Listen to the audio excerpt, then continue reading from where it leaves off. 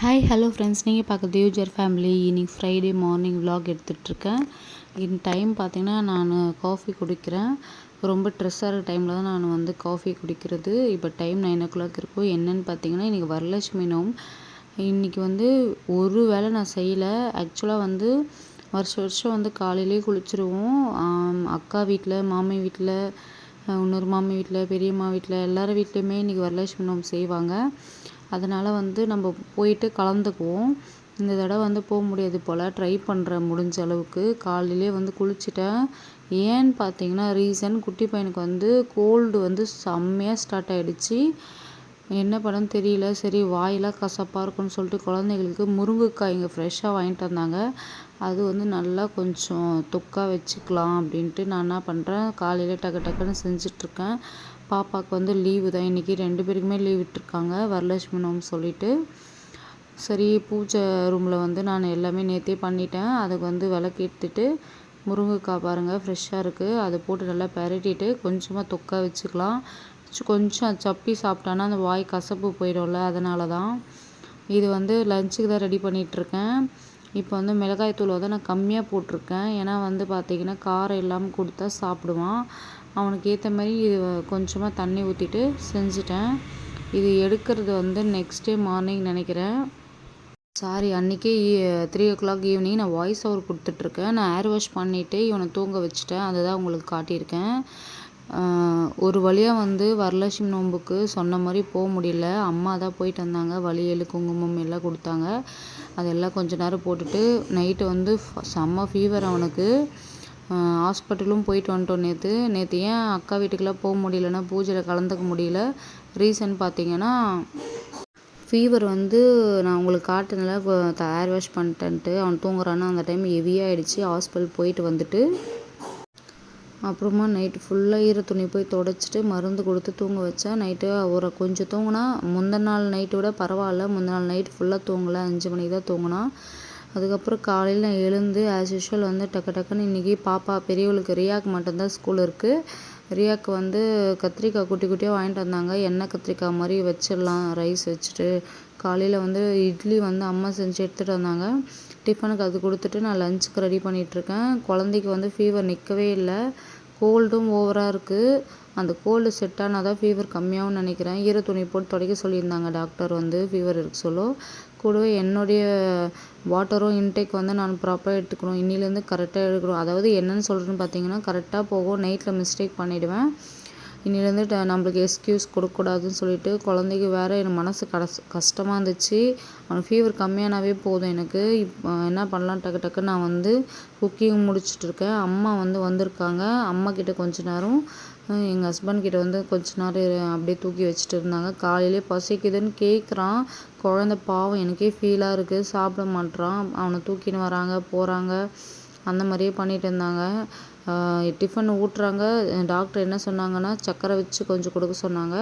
Night வந்து சர்க்கரை வச்சு கொடுத்தோம். அது ஒரு 1/2 இட்லி சாப்பிட்டான். அதே மாதிரி சிரப்பும் ஒழுங்காக குடிச்சிட்டான். பயந்துட்டே இருந்தால் வாமிட் பண்ணுறோன்னு அப்படின்ட்டு. ஆனால் காலையில் பாருங்கள், நான் இந்த டைமில் வந்து எது கொடுத்தாலுமே சாப்பிடல. அந்த மாதிரி தான் போயிட்டு இருக்குது. சரி நம்ம டக்குன்னு குக்கிங் முடிச்சுட்டு அவனை போய் தூக்கிக்கலாம் அப்படின்னு சொல்லிட்டு நான் வந்து கிச்சனில் வந்து சீக்கிரமாக எழுந்து வெஷில் வாஷ்லாம் பண்ணிட்டு வந்தேன். அம்மா பாருங்கள் பின்னாடி தூக்கி வச்சுட்டு நடந்துகிட்டே இருக்காங்க. ரியாக்கு வந்து தண்ணி போட்டுட்டு அவகிட்ட பேசியிருந்தேன், சீக்கிரம் ரெடி ஆகலாம் அப்படின்னு சொல்லிட்டு. இன்றைக்கி வந்து ரிஷிகாவுக்கு வந்து ஸ்கூல் இல்லை, ரியாக்கு மட்டும்தான் இருக்குது. அதனால் பார்த்திங்கன்னா நான் லன்ச்சு ப்ரிப்பேர் பண்ணலான்னு சொல்லிட்டு தக்காளி, ஆனியன் எல்லாமே கட் பண்ணிட்டு இருந்தேன். கத்திரிக்காய் வந்து ரொம்ப குட்டி கத்திரிக்காய். இது முள்ளு கத்திரிக்காயிலே இது ஒரு வெரைட்டி போல் இருக்குது. சரி இது பார்த்தோன்னே நம்ம எண்ணெய் கத்திரிக்காய் ஸ்டைலில் பண்ணிடலாம் அப்படின்னு சொல்லிட்டு பண்ணிகிட்ருக்கேன். எல்லாமே கட் பண்ணிடலாம். முதல்ல கட் பண்ணிவிட்டு அதுக்கப்புறம் செய்ய ஸ்டார்ட் பண்ணிடலாம். இது கூடவே வந்து நான் தண்ணி அப்படியே டக்குன்னு குடிச்சிட்டு ஆறியே போயிடுச்சு.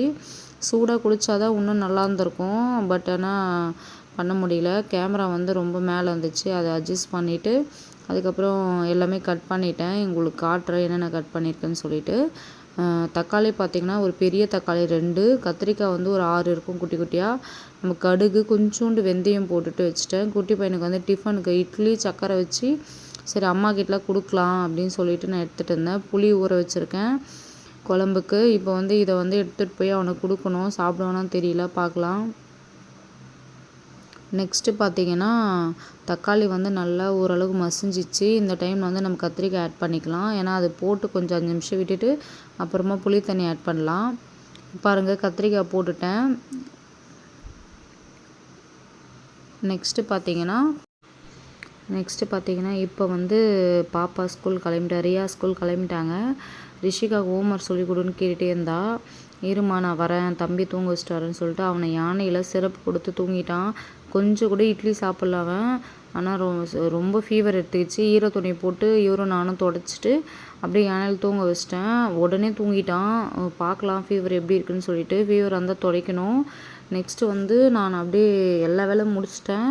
அப்படியே தலைக்கு எண்ணெய் வச்சுட்டு கிச்சனுக்கு வந்து தண்ணி போட்டிருக்கேன். இப்போ போய் அதை ஆஃப் பண்ணணும். இப்போ கொஞ்ச நேரம் கொதிக்கட்டும், அதுக்கப்புறம் பார்க்கலாம். கூடவே வந்து குட்டி பொண்ணு வந்து பார்த்திங்கன்னா என் மம்மி எனக்கு இது சொல்லி கொடுன்னு டார்ச்சர் பண்ணிகிட்டே இருந்தா. தண்ணி நல்லா காஞ்சிட்டு இருக்கு, நான் ஆஃப் பண்ணவே இல்லை.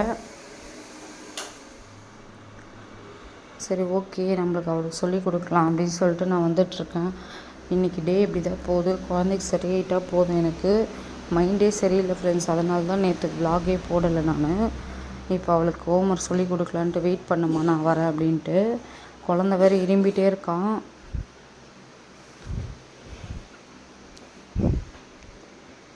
அப்படியே கொஞ்ச நேரம் அவகிட்ட ஹோம்ஒர்க் பண்ணுமா நான் மம்மி வந்துடுறேன் அப்படின்னு சொல்லிட்டு சரி வீடியோ வந்து நம்ம எடிட்டிங் பண்ணலான்னு சொல்லிட்டு ரூமுக்கு வந்துட்டேன்.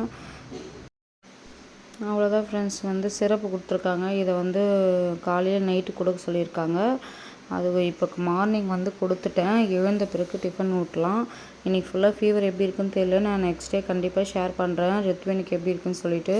உங்களுக்கு இந்த வீடியோ பிடிச்சிருந்தால் மறக்காமல் நம்ம சேனல் சப்ஸ்கிரைப் பண்ணிவிட்டு பக்கத்தில் பெல் ஐக்கானை கிளிக் பண்ணி தொடர்ந்து வீடியோஸ் பார்த்துட்டு வாங்க ஃப்ரெண்ட்ஸ். தேங்க்யூ.